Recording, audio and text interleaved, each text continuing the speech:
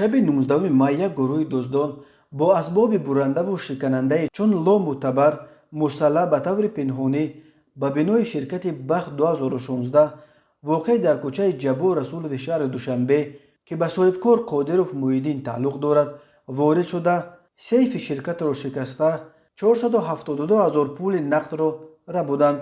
دزدان هنگام فرار دست و پا و دهان پاسبان کارخانه خیرالله نجم‌الدین را که صدای آنها را شنیده میخواست پیش راهشان را بگیرد با اسکاچ بستند و سپس به ماشین سوار شده از جای حادثه غیب زدند. مرکز مطبوعات وزارت کارهای داخلی تاجیکستان شام 9 ایون خبر داد که کارمندان شعبه وزارت کارهای داخلی یک ناحیه سینا توانستند این جنایت را در مدت کوتاه آشکار و همه دستنده‌کاران این دزدی اسب را دستگیر کنند. با گفته مقامات رهبری این گروه را شکورov الهام عباداللهویچ سال تولدش 1995 ساکن کوچه ختلان شهر دوشنبه در دست داشته در دزدی قریب نیم میلیون سومانی از سیف شرکت بخت 2016 به او بدالوف رخشید و کمالوف نرزالله سال تولدش 1995 ساکن دیگه غسر پنجکین همدستی کردند. در رفت بازپرسی رهبر گروه الهام شکورov اقرار کرد که شریکان خود را هم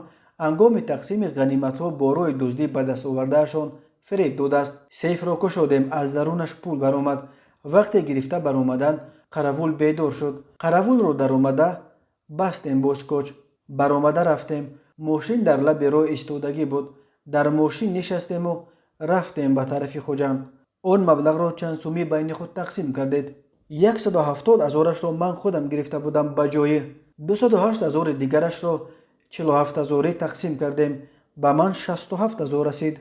اعضای گروه دزدان خود همان شب به ولایت سوخت فرار کرده از حساب پول به دست آوردهشان در عوض 82,000 سومانی یک ماشین BMW با نرخ 67,000 سومانی و یک ماشین مرسدس خریدند. حالا این دو ماشین را کارمندان میلیسا همچون دلیل شیعی به حبس گرفتند. رهبر این گروه جنایتی الهام شکورov همچون به آن گمان بر می شود که همراه خیرالله دلاور سال تولدش 1991 روز 27 اپریل از منزل اهلیار و خیری صندوق آهنین او را با جواهرات زیاد به مبلغ 41,000 سومانی دزدیدند.